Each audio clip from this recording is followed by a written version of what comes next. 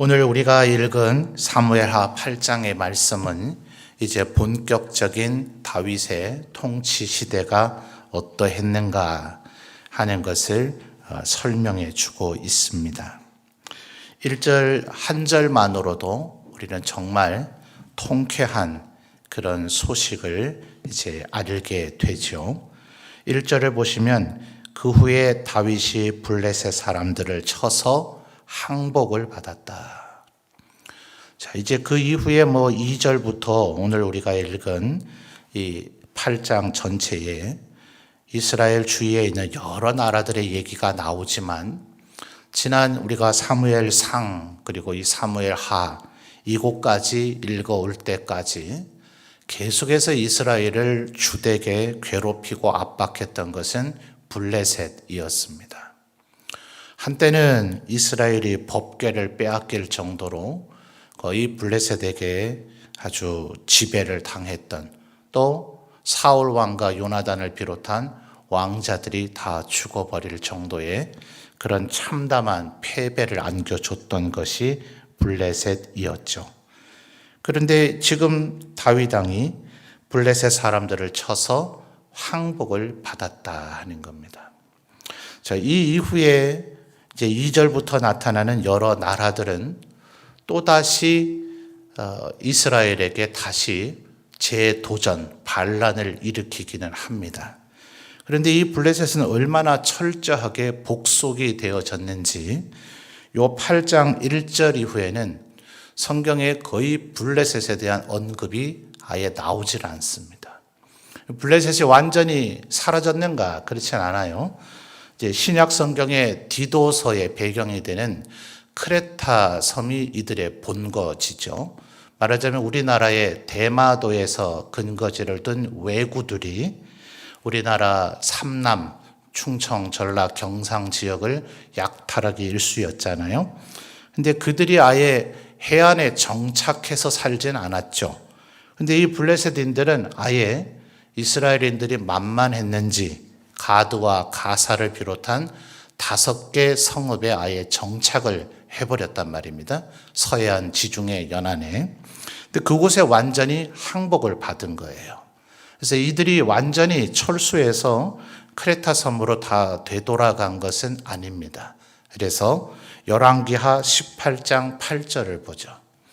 자, 이 이후에 전혀 완전히 언급이 안 나온 것은 아니나 사무엘하 끝자락에서는 이제 다윗의 일대기를 정리하는 측면에서 블레셋인들을 이렇게 다윗의 부하들이 정복했었다.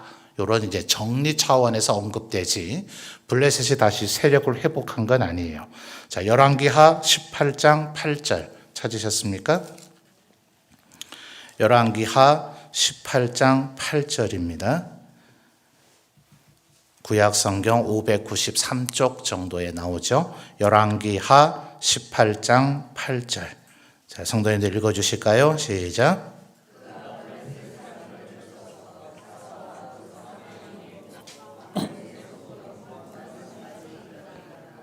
아멘. 자, 여기 가서야 비로소 한 번 정도 언급이 돼요. 이 히스기야 왕 때는 우리에게는 기도의 왕으로서 아주 경건한 왕으로 기억되지만 요 전에 이제 북이스라엘이 멸망해 버렸고 북이스라엘을 치러 왔던 아수르가 남유다의 주요 도시들도 정복하고 예루살렘을 심지어 포위하는 그 상황까지 돼 버렸단 말이에요. 그러니 이제 블레셋이 아이고 이스라엘이 완전히 절단 나는구나.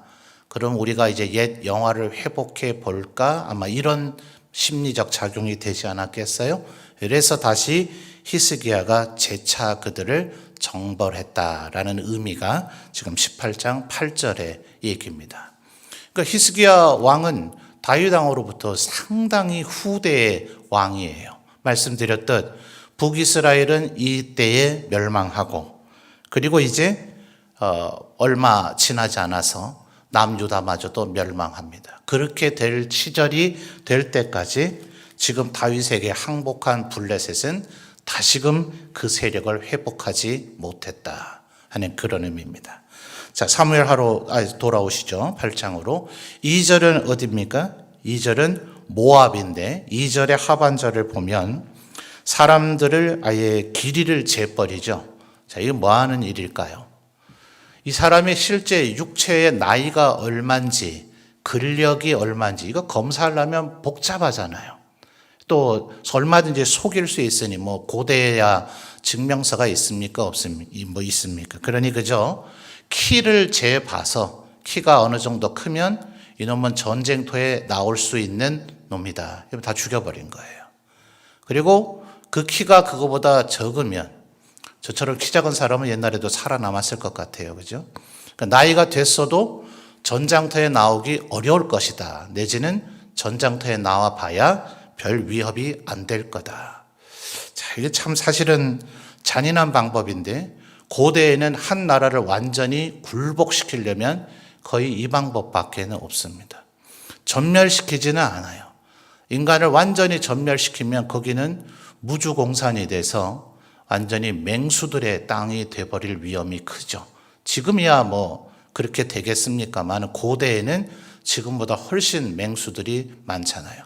산길을 가려면 우리 전설의 고향 동화에도 보면 늑대 여우 무서워서 사람들이 무리를 지어서 밤길을 가야 되지 않아요? 호랑이는 둘째치고라도. 그러니 사람을 완전히 죽이면 안 됩니다. 남자들만 죽이는 거죠. 그리고 여자와 어린아이는 살아있으니 먹고 살기 위해서 그들의 최선을 다해서 살기를 보통될 수밖에 없습니다. 그러면 최적의 약탈 조건이 되는 거죠. 그래서 가서 또다시 커버린 남자들만 죽이고 여자와 아이들은 남겨두면 계속해서 약탈지가 여전히 존속되는 개념이기 때문에 고대에는 주로 이 방법을 씁니다. 다윗도 예외는 아니에요. 우리가 볼 때 다윗은 아주 거룩하고 경건할 왕이었을 거라 생각하지만 지금 이 사무엘 8장에서는 철저한 전사입니다. 시편에서도 하나님을 이런 전사와 같은 모습으로 묘사를 해요. 완전히 머리끝부터 발끝까지 피투성이로 피를 뒤집어 쓰고 그런데도 아직 대적들이 남아있기 때문에 시냇물에서 목을 축이고서는 눈은 적을 향해 쳐다보면서 한쪽 무릎만 꿇고 물러서 목을 축이고서는 또다시 적을 죽이러 가는 전사의 모습, 그것으로 하나님 여호와의 심판을 그렇게 묘사합니다. 다윗은 어쩌면 지금 그 하나님의 심판을 대행하고 있는 모습이죠. 자, 3절 보시면 소바 왕이 나오죠. 5절에는 다메섹의 아람 사람들이 나옵니다. 그리고 9절에는 하맛 왕이 나오죠. 세 분 되어 있기는 해요. 자기들끼리도 싸웁니다. 10절을 보면 하맛 왕과 그리고 소바 왕 하닷 에셀이 서로 전쟁을 하던 중이었다. 이렇게 얘기를 하잖아요. 이건 성도님들의 이해를 돕기 위해서 얘기한다면 신라와 백제와 가야 요 정도로 이해하시면 쉽습니다. 그러나 이걸 통칭하면 우리나라 역사에서 뭐라 그러죠? 삼한이라 그러죠. 그 삼한에서 바로 오늘날 우리의 국명인 대한민국이 나왔죠. 그러니까 사실은 이들을 성경 다른 곳에서는 범아람이라고 표현을 합니다. 소바 아람 그리고 하맛 아람이라고 하는 표현이 성경에 나타나요. 그러니까 큰 울타리로 보면 아람이지만 자기들끼리는 서로 세력의 주도권 때문에 다메섹의 아람 사람, 하맛 왕, 그리고 소바 왕 서로가 자기들끼리 싸우고 있는데 어쨌든 이 아람 세력은 다 북방입니다. 블레셋은 어디에 있다고요? 지중해에 있으니까 서쪽이죠. 모압은 요단강 건너 동쪽입니다. 자, 12절을 가서 보시면 이제는 아예 거론조차 하지 않았던 또 다른 지역이 나오죠. 자, 아람은 지금 말씀드렸듯 3절에서 9절까지 나온 소바, 다메섹, 하맛 요 세 지역을 통칭하는 것이 아람이고요. 모압은 2절에서 이미 언급이 됐죠. 근데 12절을 보시면 암몬은 아예 나오질 않았어요. 암몬은 요 뒤에 가면 바로 밧세바 사건을 유발하게 만드는 일이 있기 때문에 거기에서 상세하게 설명을 하는지라 이제 아람의 왕이 죽어서 거기에 조문을 보내고 그런 와중에 새 아들, 새 왕이 다윗의 손아귀에서 벗어나려고 해서 재차 암몬을 정벌하는 과정 속에서 이제 밧세바와의 범죄 사건이 생기기 때문에 암몬은 여기서 상세하게 설명하지 않은 것으로 보입니다. 자, 그리고 블레셋은 이미 1절에서 언급을 했죠.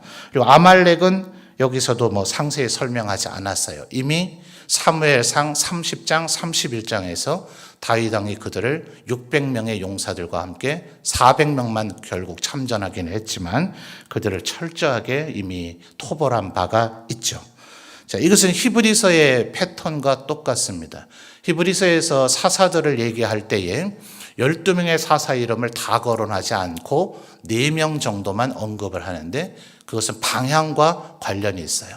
동서남북 모두의 적들을 다 하나님께서 정벌하게 하셨다 하는 겁니다. 자, 1대 블레셋 어디라고요? 서쪽. 2절에 모압은 어디요? 동쪽. 그리고 3절과 5절, 9절에 세 지역으로 세분된 아람은 어디요? 북쪽이고요. 그리고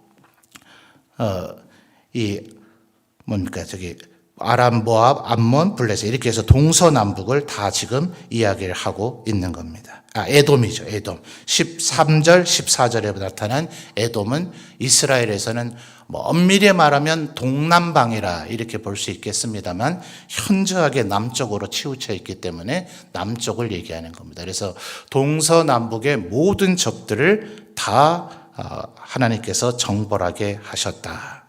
자, 그런데 그것에 대한 어떤 특징적인 표현이 6절과 14절에 2번 반복되죠.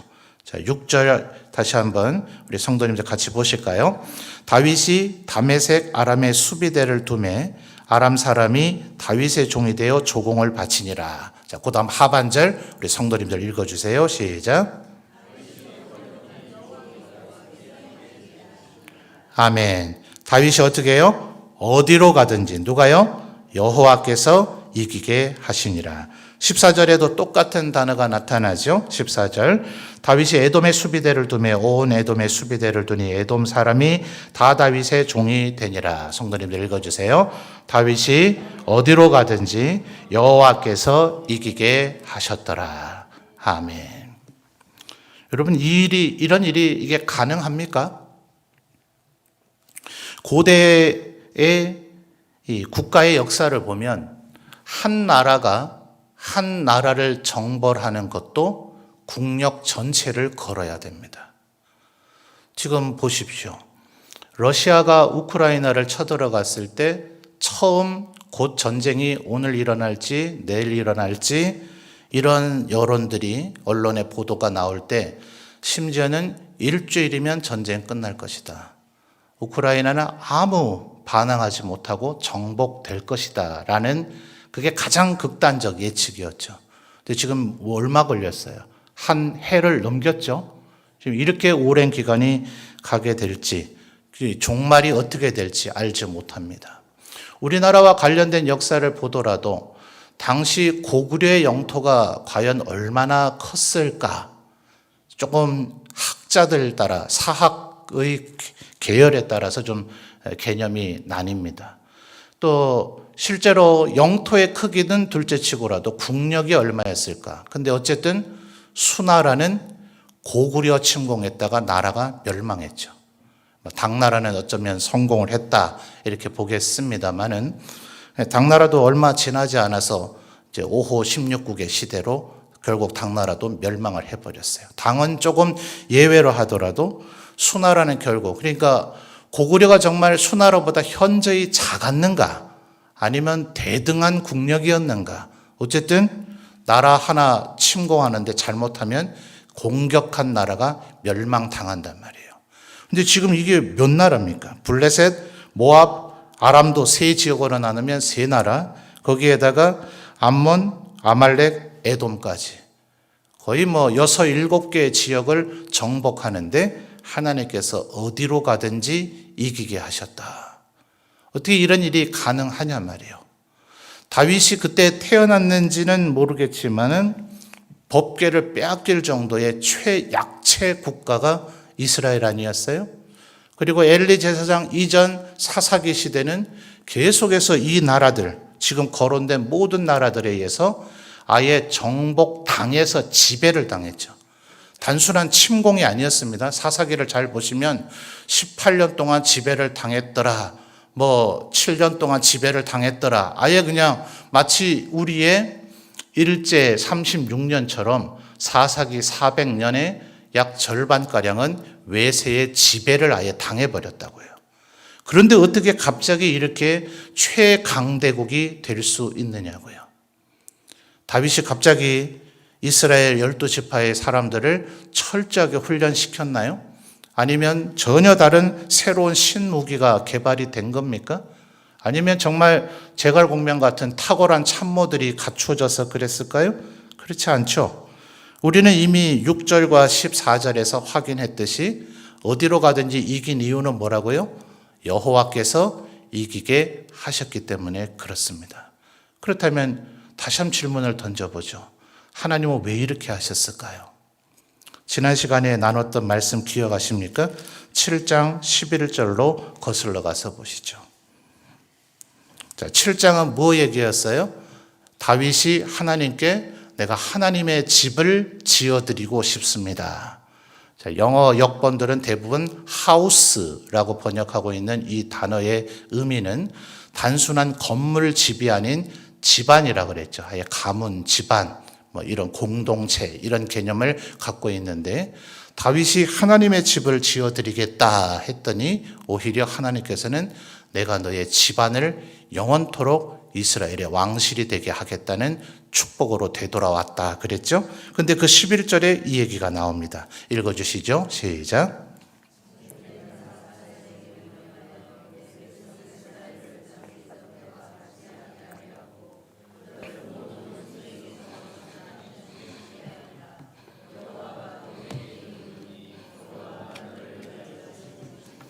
아멘. 자, 11절 중반절에 하나님께서 뭐라고 축복하셨습니까? 너를 모든 원수에게서 벗어나 편히 쉬게 하리라. 예수님 오셨을 때에 로마에 의해서 지중해가 평화가 이루어졌다. 그래서 팍스 로마나 그러죠. 지금은 이제 러시아는 힘을 잃고 중국이 잡고 미국에게 도전하고 있다라고 하지만은 불과 얼마 전에는 지금 이 시대는 미국에 의한 평화다. 그래서 팍스 아메리카나 이렇게 얘기를 했습니다. 그래서 어떤 신학자는 이 시대가 팍스 데이비드 이렇게 표현을 하기도 합니다. 이 다윗에 의해서 평화. 근데 하나님께서 지금 함께 하신 거죠. 뭐 때문에요? 하나님의 집을 지어드리고자 했던 다윗의 그 자세. 그러니까 집 지어야 된다, 예배당 지을 일이 있는가 이렇게 오해하시지 마십시오. 하나님이 베풀어 주신 은혜를 잊지 아니했더라는 거죠. 누구든 하나님께서 도와주신다는 것은 느낍니다. 그런데 왕이 되고 나면 자기가 잘난 줄로 여기죠. 근데 다윗은 지금 왕이 되자마자 제일 먼저 생각하는 것이 하나님의 성막은 지금 천막 속에 있다. 나는 하나님의 집을 지어드리고 싶다는 그 마음을 먹게 됐을 때 하나님께서는 오히려 다윗이 어디로 가든지 이기도록 만들어 주셨고 13절 하반절을 볼까요? 자, 13절 하반절 다윗이 소금 골짜기에서 에돔 사람 18,000명을 쳐 죽이고 돌아와서 어떻게 됐다고요? 명성을 떨치니라. 그의 이름이 온 천하에 드러나게 되었다 하는 거죠. 여러분, 우리나라의 역대 역사 가운데 어떤 왕을 존경하십니까? 한국인들이 제일 존경하는 왕은 세종대왕이라 그래요. 근데 안타깝게도 다른 나라 사람에게 세종대왕을 아느냐 하면 거의 아는 사람을 찾기 어렵죠. 근데 전 세계 다 나라마다 민족마다 왕조 시대가 있었고 유명한 왕들, 자기들이 존경하는 왕들 있잖아요. 전 세계 사람이 가장 많이 아는 왕은 누구인가? 단연코 다윗이라고 세상 사람들도 얘기합니다. 예수 믿는 우리가 억지를 부리는 게 아니라 세상 모든 사람들이 어쨌든 어떠한 이유로든 그 명성은 지금 사무엘 하 시대에만 얻은 것이 아니라 지금까지도 그러하다 하는 것인데요. 11절과 12절을 보시면 또 그 비결이 나타나죠. 자, 11절 다윗 왕이 그것도, 여기서 말한 그것은 10절 하반절에 얘기한 음그릇과 금그릇과 놋그릇인데요. 그것을 여호와께 드렸고, 그리고 11절 하반절에 그 모든 나라에서 얻은 은금을 12절 하반절에 노략한 것과 같이 하나님께 드렸습니다. 여러분, 최악의 왕은요, 군사들은 나가서 목숨을 잃는데 그 전장에서 얻은 전리품을 전부 다 자기가 가져버리는 왕이 최악의 왕입니다. 지금 당장은 괜찮을지 모르지만 얼마 안 가서 그 나라는 반드시 망합니다. 지금이야 이제 병사들에게 월급을 주고 약탈은 엄격히 금하죠. 만약 민간인들을 약탈하면 군법에 회부돼서 처벌받습니다. 그러나 여전히 지금도 계속해서 들려오는 소식은 우크라이나 군조차도 러시아 군도 민간인들을 향한 가혹행위들을 했다는 전쟁 범죄 얘기가 지금도 이 21세기에도 여전히 보고가 되죠. 근데 고대에는 아예 그게 없으면 누가 목숨 걸고 전쟁터에 나가겠어요? 내 목숨 불리하다 싶으면 내 왕 죽이고 도망가면 그만인데 그들에게 어떻게 충성심을 끝까지 이끌어낼 수 있겠습니까? 그래서 반드시 그들의 약탈을 보장해 줍니다. 전쟁에서 이기기만 하면 너희들이 눈에 보이는 모든 것을 갖게 해주겠다. 이게 그나마 괜찮은 왕입니다. 고대 사회에서는. 그런데 지금 11절과 12절은 어떻게 했다고요? 다윗이 가진 것도 아니고 부하들에게 나눠준 것도 아니고 모두 다 하나님께 드렸습니다. 왜요? 지금 다윗은 1절부터 이 14절까지 이어지는 이 사방 팔방 7개, 8개 나라를 정복하게 만든 것이 자기와 자기 군사들의 용맹함이나 전술이나 그런 것 때문에 이긴 것이 아니라 우리가 이미 6절과 14절에서 확인한 바대로 누가 이기게 하셨다고요? 하나님께서 이기게 하셨다는 것을 알고 있기 때문에 그렇습니다. 나중에 후에 이제 사무엘서도 후기에 기록됐겠습니다만 열왕기와 역대기가 이제 바벨론 포로 이후에 기록한 거 아니에요? 그래서 역대기는 이 11절과 12절의 이 행위를 이렇게 평가합니다. 다윗 왕이 이미 7장에서 우리가 확인한 대로 하나님의 집을 지어드리고자 한 것을 하나님께서 다윗에겐 허락하지 않으시고 솔로몬 때에 이루겠다 하신 것에 대해서 다윗은 자신의 열망을 꺾지 않고 성전의 건축에 필요한 모든 재료들을 준비하고 있었다. 바로 이 은금이 바로 성전을 만들 때 그대로 사용되어지게 되죠. 그러니 여러분, 언제나 하나님을 향한 감사를 잊지 마십시오. 내가 현재 생존하고 존재할 수 있음 자체도, 내가 지금 하나님을 믿고 예배할 수 있음 자체도, 내 삶이 여전히 영이 될 수 있음 자체가 하나님의 은혜라는 걸 잊지 않을 때, 무슨 어마어마한 걸 해드려야 되는 게 아니라 그 마음을 잊지 않을 때 하나님께서는 더한 것으로 우리에게 은혜와 축복을 베풀어 주신다는 겁니다. 자, 지금까지는 뭡니까? 이거는 굳이 군사병법의 개념으로 하면 공성입니다. 공성. 지금까지 이스라엘 주변을 괴롭혔던 나라들을 정복한 거죠. 그런데 병법에 보면 공성보다 수성이 어렵다 합니다.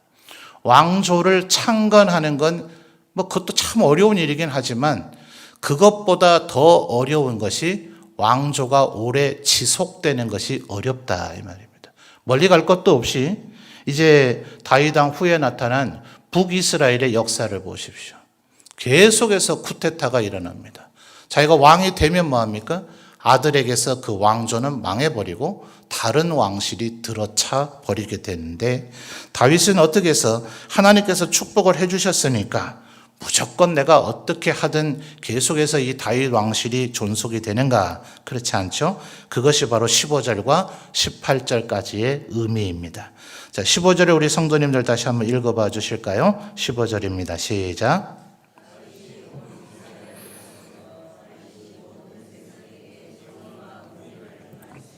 아멘. 자, 다윗이 온 이스라엘을 이제 다스리기 시작합니다. 이제는 전쟁의 얘기가 아니죠. 전쟁의 얘기가 아니라 통치의 얘기를 하고 있는데 하반절을 보니까 다윗이 사용한 통치의 도구가 뭡니까? 정의와 공의더라는 거예요. 차이가 뭡니까? 정의는 보통 앞에 정자를 생략해서 의와 공의라고 보통 표현을 하는데요. 의는 내 내면에서 나타나는 작용입니다. 나의 의인 거죠. 그리고 공의는 말 그대로 우리 모두의 의로움입니다.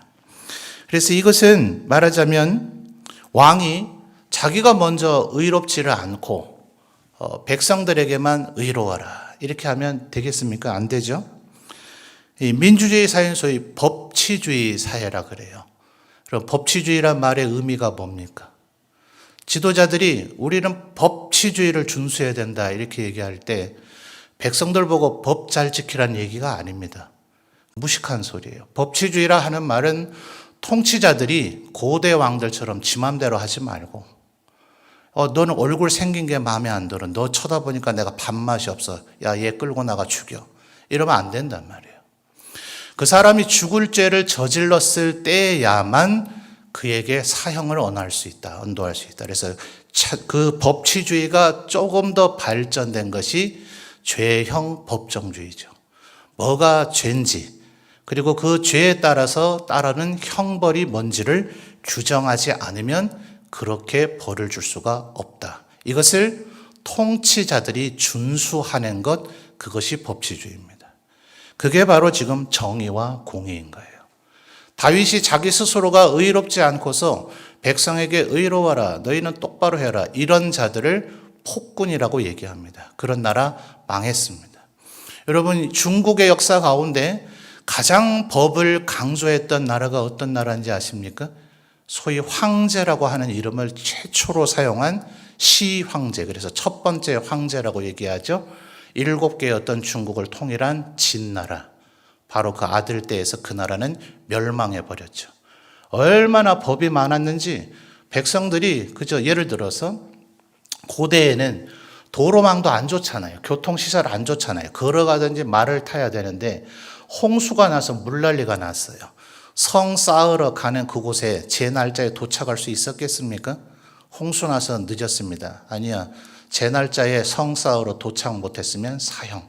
이래서 죽여버렸어요. 그러니까 나라가 반란이 일어나서 바로 아들 때에서 나라가 망하게 되어져 버리죠.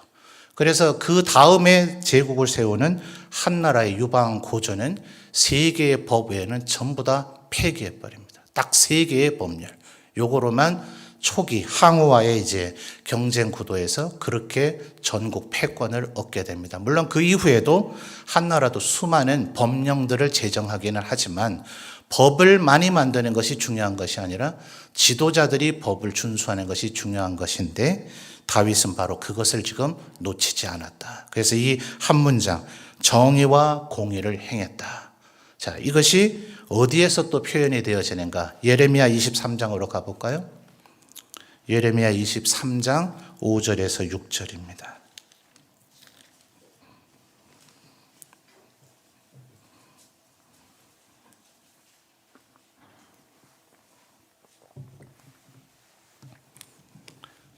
다윗이 나름대로 정의와 공의를 행한다고 했지만 완벽했을까요? 완벽하지 않았겠죠? 자, 그래서 하나님께서 예레미야 선지자를 통해서 이런 말씀을 하십니다. 예레미야 23장 5절과 6절입니다. 찾으셨나요? 자, 읽어주시죠. 시작.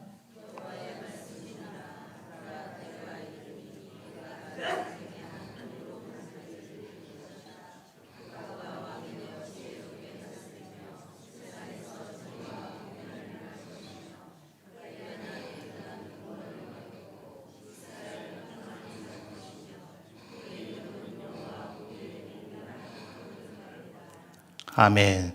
자, 누구에 대한 예언입니까? 예수 그리스도에 대한 예언이죠. 자, 예수님 어떻게 하신다고요? 다윗에게서 한 의로운 가지를 일으키실 것인데 그가 왕이 돼서 지혜롭게 다스리는데 세상에서 어떻게 하신다고요? 정의와 공의를 행하실 것이다. 예수님께서 나는 나는 하나님 근본 본체니까, 나는 하나님의 아들이니까 나는 율법 지킬 필요 없어. 이래서 예수님은 율법을 마음대로 범하고, 그리고 우리를 나는 하나님이니 내가 너희를 구원하리라 이렇게 하지 않으셨단 말이죠. 그래서 히브리서에서 뭐라 평합니까? 예수님은 우리와 똑같은 인간이셨고 심지어 죄의 유혹까지도 우리와 동일하게 받으셨지만 죄는 없으시니라. 하나님이시고 순종하셨지만 심지어 율법의 의로서도 조금도 흠이 없으신 분이셨다라고 예수님을 평가하죠. 진정한 정의와 공의를 이루신 분이십니다. 그러니까 우리 입장에서는 우리가 죄를 지었고 하나님 앞에 그 죄 씻을 방법이 없었는데 예수님의 보혈로 구원을 받았으니 은혜이지만 하나님의 우리를 구원하신 그 행위는 정확히 공의였지 편파적이거나 왜곡이거나 하나님의 어떤 권력을 휘두름이 아니었다는 거예요. 마귀가 일절 항의할 수 없도록 예수님의 그 의로운 의가 우리의 모든 그 죄 사함을 만족시켰다. 그래서 예수께서 십자가 위에서 다 이루었다. 그 말은 경제적 용어로서 테텔레스타이라고 얘기하죠. 우리의 죄값을 그리스도께서 온전히 지불하셨다. 그래서 6절 하반절에 예레미야요 23장 6절 하반절에 예수 그리스도의 이름을, 그의 이름은 예수님 그리스도 별도의 이름이 있어요. 근데 그의 이름을 이렇게 부를 수 있을 것이다. 뭐라고요? 여호와 우리의 공이시다. 여호와이시면서 공의로움을 이루셨다.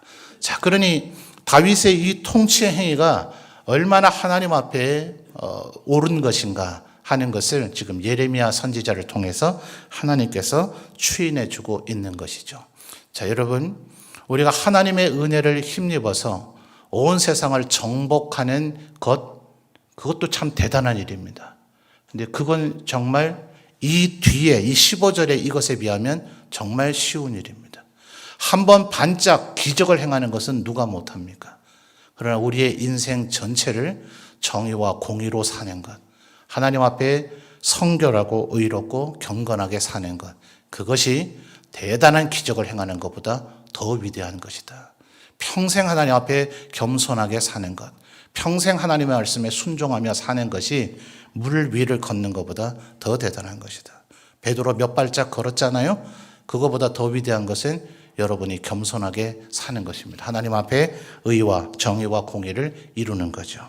자, 15절의 이 정의와 공의가 16절에서 또 18절까지 표현이 되어지는 것에서 찾으실 수 있어야 됩니다. 16절부터 18절까지를 보면 뭐 좀 독특해 보이는 게 없나요? 사울 왕의 통치에 대한 설명도 그렇고요.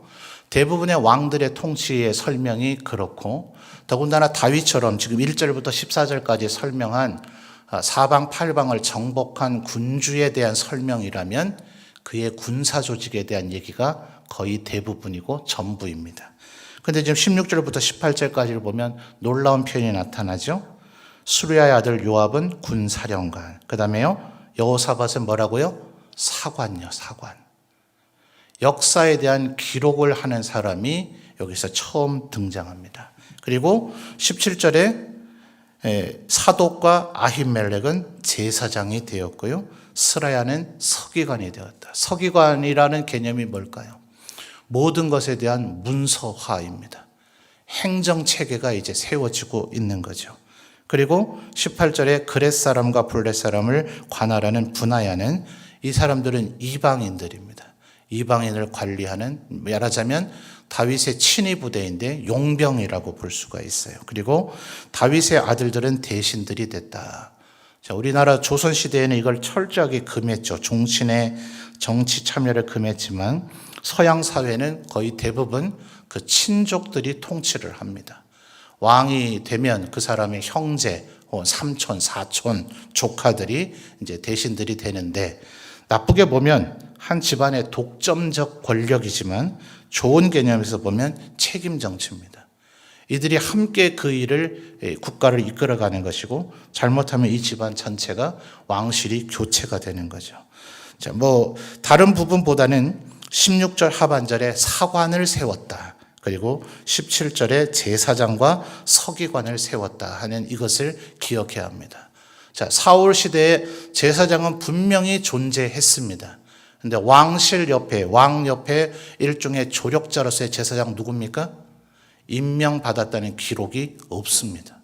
다윗은 지금 제사장과 사관과 서기관을 세워서 그의 통치를 보좌하게 하고 있었다. 그가 얼마나 정의와 공의로 하나님의 율법 아래에 왕이 서서 내가 절대로 율법 위에 있다고 여기지 아니하고 나도 한 사람의 하나님의 백성으로서의 왕으로서의 직무를 그가 행하고자 했는가.